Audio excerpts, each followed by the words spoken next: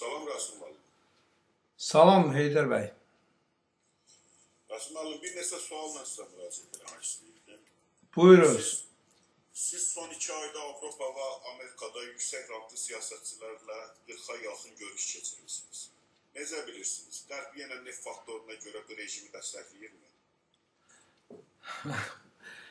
Bu sual deməli sözsüz ki, mən düşünmürəm ki, tək indi yox, əvvəllər də Qərb Azərbaycandakı bu rejimi ancaq neft faktoruna görə dəstəkləyibdir. Ancaq bu 2012-ci ildə qətiyyətlə mən deyə bilərəm ki, Qərb neft faktoruna görə Azərbaycana heç bir dəstək verməyəcəkdir. Çünki bildiyiniz kimi mən həm Almaniyada olmuşam, həm də Amerika Birləşmiş Ştatlarında görüşlər keçirmişəm. Amerika Birləşmiş Ştatları dünyanın, belə deyək, super dövlətidir. Dünyanın siyasətini müəyyənləşdirən bir nömrəli dövlətdir. Almaniya kontinental Avropanın lideridir. Kontinental Avropanın siyasətini formalaşdıran bir ölkədir. Ona görə sözsüz ki, bu iki ölkənin deməli məqsədi bu iki ölkənin formalaşdırdığı siyasətin Azərbaycan üçün fövqəladə əhəmiyyəti var. Bu görüşlərdə əlbəttə mən çalışmışam ki, bütün biliyimi, savadımı ona sərf edəm ki, bu neft faktorunu bütövlüklə aradan götürməyə nail olam. Ona görə mən bu barədə istəyirəm sizə müəyyən bir izahat verəm və bu izahatı mən sözsüz ki, həm də belə deyək, Almaniyada və Amerikada keçirdiyim görüşlərdə insanlara izah etməyə çalışmışam. Deməli, məsələ ondadır ki, Azərbaycanda gündə 1 milyon 100 minə yaxın barelə yaxın, 1 milyon 100 min barelə yaxın neft çıxarılır. Bu il ərzində belə deyək ki, 370 milyona yaxın barelə yaxın neft çıxarılır. Bu da təqribən Azərbaycanlılar bu kiloqramı, tonu yaxşı bildiyinə görə mən bu bareldən tona keçim, sizin üçün bir qədər asan olsun. Yəni, haradasa 55 milyon ton ildə neft çıxarılır. Bu 55 milyon ton haradasa 40 milyard dollar səviyyəsində Azərbaycana pul gətirir. Yəni, bu neftdən pul gəlir. Bu neftdən gələn pulun haradasa 28 milyardı Azərbaycanındır. Çünki bildiyiniz kimi bu kontrakt əsasında konsorsium tərəfindən çıxarılır. Yəni, həmin o neft dollarının bir hissəsi konsorsiuma aiddir. 28 milyard, amma ondan əlavə Azərbaycanın özünün nefti var. Hansı ki, o konsorsiumla əlaqəsi yoxdur. O da ildə 7 milyon tona yaxındır. Və üst-üstə Azərbaycana 35 milyard dollara yaxın pul daxil olur, ancaq bu neftdən. Düzdür, həmin o 7 milyard Azərbaycanın daxilində istifadə olunur, ancaq o da puldur. Deməli, Azərbaycanda neftin bu səviyyədə çıxarılması və Azərbaycanda neftin, ümumiyyətlə dünyada neftin qiymətinin təsəvvür edilməz dərəcədə yuxarı qalxması əslində Azərbaycanın neftdən fəlakətli dərəcədə asılı vəziyyətə gətirib çıxardıbdır. Dünyanı yox, dünyanı neftdən, Azərbaycan neftindən heç bir asılacağı yoxdur. Sizə misal üçün bir dənə real misal verə çəkək. Məsələn, ərəb ölkələri gündə 25 milyon barel neft çıxardır. Azərbaycanın 1 milyonunun fövqündə. Onu qoyaq qırağa. İran, hansı ki, bugün embargo qoyublar, demək olar ki, neftin xaricə nəqli, xaricə satışı demək olar ki, 2 dəfə artıb. İyuldan bu demək olar ki, 80% aşağı düşəcəkdir. İran gündə 4,5 milyon barel neft çıxardır. Yəni Azərbaycandan 4,5 daha çox.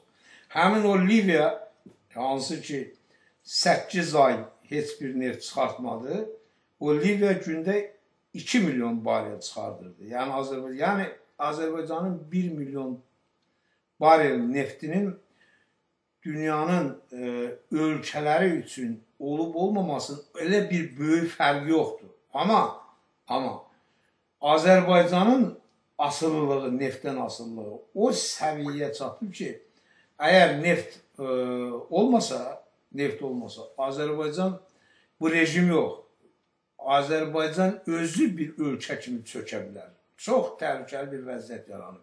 İkinci sualım onunla bağlı olacaqdı. Yəni, əgər indi bu neftin qiyməti məsələ qalxmasaydı, 2000-ci ildəki vəziyyət olsaydı, bizi nə gözləyirdi? Yəni, ikinci sualım istəyirdim, elə bununla bağlı sizə bir sual vermişəm. Bu da çox maraqlı sualdır. Deməli, o suala mən keçməmişdən öncə mən gərək bir qədər bu sözümü tamamlayayım, ondan sonra sizin o verdiyiniz suala keçmək istəyirəm. Azərbaycanın dövlət büdcəsi 12 milyard səviyyəsindədir. 12 milyardın təqribən 80-85% həmin bu neft dollarının hesabına formalaşır. Neft dollarının, yəni Azərbaycan elan edir ki, güya cəmi 60-65% neft dollarının hesabına formalaşır. Amma əslində elə deyil. Birbaşa neftdən gələn pul, bir də var bilavasitə neftdən gələn pul. Bu ikisi bir yerdə Azərbaycan büdcəsinin 85%-idir neftdən gələn. İndi sizin sualı gətirib birləşdirirəm bu ümumi suala. 2000-ci ildəki neftin qiymətləri ilə bugünkü çıxarılan neftdən gələn həmin o dollarları hesablasaq, yəni 2000-ci ilin qiymətlərini baza kimi götürsək, həmin o 35 milyard ki, mən dollar neftdən gələn pulları sizə nəzərinizə çatdırmışdım bir ildə, həmin o 35 milyard dollar gəlib olacaqdı 6 milyard dollar səviyyəsində. Həmin o 6 milyard dollardan da əgər 80%-ni biz götürüb dövlət büdcəni ondan formalaşdırsaydıq, deməli, olacaqdı 4 Azərbaycanın büdcəsi bugün olacaqdı 4,5 milyard. Ondan artıq olmaq şansı yoxdur. Və bugün bu hökumət elan edir ki, haradasa 50 milyard ya 60 milyarda yaxın neft fondunda pul yığıbdır. Yəni, ehtiyat üçün pul toplayıbdır. Deməli, əgər 2000-ci ilin qiymətləri olsaydı, sözsüz həmin o neft fondunda bugün heç bir qəpik də pul yığmaq mümkün olmazdı. İndi fikir verin. Bu 4 il müddətində belə götürək, büdcəyə haradasa 30 milyard neft dollarından pul ayrılıbdır.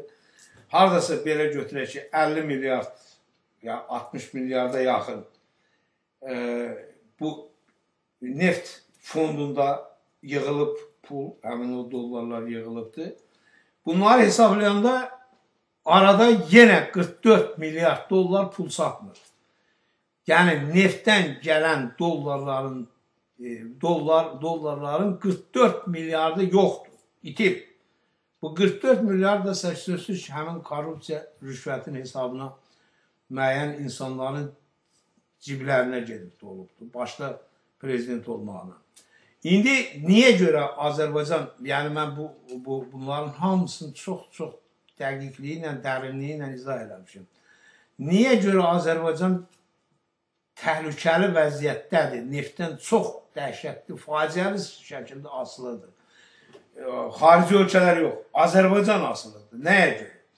Çünki dediyim kimi Azərbaycanda biz deyirik ki 9 milyon adam yaşayır.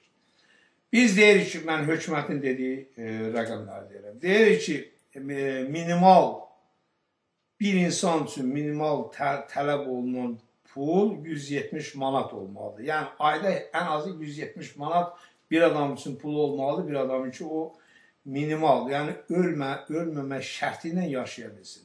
Yəni haradasa 200 dollar. Əgər belədirsə, deməli Azərbaycanlılar hər ay 1,8 milyard dollar pul xərcləməlidir. Yəni yaşamaq üçün, başqa şey üçün yox. İldə bu eləyir 24 milyarda yaxın, 26 milyarda yaxın. Bu ancaq yemək, içməyə gedən puldan söhbət gedir. Əgər bu qədər pul gedirsə və büdcədən bildiyiniz kimi cəmi cümlətəni, büdcədən alınan maaşın miqdarı 5 milyard dollardır. Bu nədir o 5 milyard? Yəni bu müəllimlərdir, həkimlərdir, dövlətdə işləyənlərdir, polisdir, ordudur, pensiya verilən əlavələrdir. Bunlar hamısı 5 milyard dollardır. Yerdə qalan 21 milyard dollar hardansa gəlir Azərbaycana. Yəni xaricdə işləyən Azərbaycanlılar gətirir. Azərbaycanlıların özləri tək bu qrupda deyil, başqa qruplar işləyir, biznesmenlər var, tikinti gedir və s. Bir o qədər pul gəlir. Amma bu pul xərclənir. Bu pul necə xərclənir? Bu pula yemək alınır, bu pula məsələn geyim alınır və s. Və bu mallar hardan gəlir? Əsas fəlakət buradadır. Bu malların 80% import olunur. Yəni Azərbaycanda istifadə olunmur. Yəni 18-20 milyard dollarlıq ildə Azərbaycana mal gətirilir. 18-20 milyard dollarlıq mal gəlməsi üçün gərək həmin 18-20 milyard dollarlıq manat dəyişilər. Çünki xaricdən manatla sən bir şey ala bilməzsən axı. Manatı gərək dollara çevirəsən, sonra gedib xaricdən alasan. Malı gəlib xaricdən alasan. Sonra gətirib Azərbaycanda manata salıb, yenidən manatı gərək dollara çevirəsən. Bunun başqa bir şansı yoxdur. Bu cür, sxema bu cür işləməlidir. Başqa cür mümkün deyil. İndi siz təsəvvür edin. Ki, bu nə qədər asılı vəziyyətdədir. Bu neftin qiyməti düşsə, nə etməlidir Azərbaycan hökuməti? Azərbaycan hökumətinin o qarşısını ala bilməz. Manatın bugünkü dəyərini saxlamaq şansı yoxdur. Orada devalvasiya gedəcək. Devalvasiyaya getmək nə deməkdir? Gərək Azərbaycan pul peçatlaya, ayrı bunun çarəsi yoxdur. Pul peçatlaya, dollarla manatın məzənnəsi dəyişəcək və Azərbaycan məcbur olacaq o bugünkü ehtiyat üçün, gələcək nəsillər üçün, güya ehtiyat üçün yığdığı neft dollarının hamısını boş-boşuna sərf eləsin. O da bir uzun müddət çəkə bilməz. Uzun müddət qəti sürətdə çəkə bilməz. Azərbaycanda sözsüz ki, aclıq başlamalıdır. Sözsüz ki, Azərbaycanda xaos olmalıdır. Çünki bu Azərbaycan bu rejim bütün Azərbaycan xalqının həyatını bir dənə o neftin çıxarılmasına bağlayıbdır. Bunun bu rejimin başqa bir əməli olmayıbdır. Bax, bilirsiniz, yenə misal çəkmək lazımdır. Məsələn, İran. İranda, görürsünüz, embargo qoyurlar, amma İran yaşayır. Məsələn, tamamilə onu bağlayacaqlar. İran yenə yaşayacaq. Niyə görə? Ona görə ki, İran neftdən başqa kifayət qədər başqa məhsullar ixrac edir. Məsələn, meyvə tərəvəz, ət, toyuq, nə bilim, sonra başqa növlər, püstə, xalça və s. Həddən artıq çox eksport var İranın. Ondan başqa, İran öz daxilindəki məhsulu İranın əhalisini təmin edə bilir. Bilirsiniz, məsələ ondadır. Amma Azərbaycanın daxilində istehsal olunan, Azərbaycan xalqının tələbatının heç 18%-ni ödeyə bilmir. Çünki biznesə şərait yox, heç bir şeyə şərait yoxdur. Ona görə də insanlar istehsal edə bilmir. Ona görə bu neftdən Azərbaycan çox dəhşətli asılı vəziyyətdədir və mən bunu bütün belə deyək ki, dəqiqliyi ilə, dərinliyi ilə bu həm Almaniyada, həm Amerikada izah etməyə çalışmışam və sözsüz ki, onu qəbul ediblər ki, Qərb Azərbaycan neftindən asılı deyil. Azərbaycan Qərbdən asılıdır. O Bakı-Ceyhan kəmərinin 5 gün bağlaması Azərbaycanda krizisi görsənməmiş səviyyəyə qaldıra bilər. Yəni, Azərbaycan asılı vəziyyətdədir. İkinci Azərbaycanın... Neftin qiyməti düşsə nə ola bilər? İndi neftin qiyməti düşsə, bax... Neftin qiyməti aşağı düşsə, bax, mən o dediyim krizisin gözləmək uzun müddət lazım gəlməyəcək. Həmin o krizis bir ay ərzində bütün Azərbaycanı qucağına alıb məngənə kimi çıxacaqdır. Çünki yenə deyirəm, bilirsiniz, belə ölkələr olub tarixdə. Bu ölkələrin gələcəyi, hamısının gələcəyi faciə ilə qutarıbdır. Çünki bu neftin üzərində qurulmuş siyasət, özə neftin də, axı, mən sizə izah elədim, bunun 44 milyardı yoxdur. Bu adicə haqq hesabına bu yoxdur. Bu 4 il ərzində ildə 10 milyard dollarlıq neft pulu itir. Deməli, ona görə sözsüz ki, bu xaricilər çox dərindən, yəni bu xaricilərin strateji siyasətçiləri, iqtisadçılarının hamısı mən o dediklərimi çox yaxşı bilirlər. Onlar üçün mən bir, belə deyək ki, velosiped kəşf eləmədim. Ancaq mən onlardan çox mən bu siyasətçilərlə danışıram. Bu siyasətçilər doğrudan da elə bilir ki, bu neftin nəsə bir əhəmiyyəti var. Onlar əmin oldular ki, belə deyil. Sonra ikinci məsələ, çox mühüm məsələlərdən biridir bu ikinci məsələ. İkinci məsələ ondan ibarətdir ki, məsələn, həmin bu xarici siyasətçilər məndən soruşurlar, yaxşı, biz necə təsir edə bilərik bu rejimə? Bu rejim, orada Rusiya ilə İranın arasında, bu rejim, deməli, biz əgər ona təsir eləsək, bu ümumiyyətlə qərbdən qopar və s. və s. Mən onu da izahı asandır və mən onu da izah elədim ki, məsələ ondadır ki, bilirsiniz, bu dünyada qloballaşma prosesi gedib, bütün iqtisadiyyatın bütün sahələri qloballaşıb, xüsusilə bank sistemi. Bu gün kimsə düşünürsə ki, bu pulun çıxardıb Azərbaycandan aparıb, hansısa bir xarici bankda gizlədə bilər, çox böyük səhvə yol verir. O çox əbləh adamdır. Çünki onu artıq gizlətmək mümkün deyil. İstənilən adamın, demək belə deyək, düzgün olmayan yolla qazanılan pulunu izləmək əvvəldən axıra qədər mümkündür. Bunlar çox böyük səhvə yol verirlər, düşünürlər ki, heç kim bilmir bunların pulları haradadır. Xeyr, elə deyil. Mən deməli, bunu da izah elədim ki, siz sadəcə olaraq bu insanlara başa salmalısınız ki, əgər bu Azərbaycan xalqına azadlıq verməsəniz, əgər siz getməsəniz bu azad seçkilərə və s. və s. Biz onda bu banklarda sizin hesablarınızı dondurarıq. Demək, axı, bilirsiniz, yox, bir dəqiqə, onu, axı, necə, niyə görə əziyyət çəkib kimsə o adı dondurmalıdır? Siz bilirsiniz, bunların hamısını qoyurlar xarici banklara. Bu xarici banklar da həmin o xarici ölkələrin banklarıdır və onun iqtisadiyyatına işləyir. Yəni, bunun o xaricə qoyduğu, bankda qoyduğu pul yatıb orada qalmır ki, o xarici ölkələrdə olan firmalara banklar kredit verir. Elə bil ki, bu Azərbaycandan oğurlanan pulların hamısı xarici ölkələrdə investisiyada pul kimi istifadə olunur. Hansı dəli onu bağlayar, dondurar? Heç bir ölkə onu eləməz. Marağına uyğundur da bu hakimiyyətin qalmağı. Yox, elə məsələ də onda deyil. Məsələ ondadır ki, xaricə heç cürə bu uyğun deyil. Xaric onu istəmir. Amma xaric bunu, məsələn, fikirləşir özündən. Bunu dondurdum.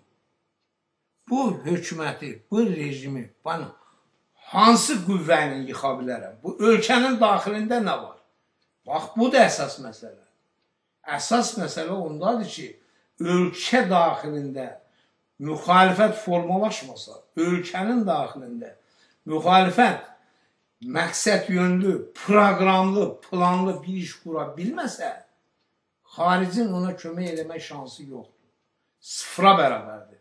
Necə ki, hər şey bunu göstərir də, bunu demək olar ki, bütün dünyada hamı başa düşür, biz Azərbaycanlılardan başqa. Bax, fikir verin, bu Tunis, götürək Tunis.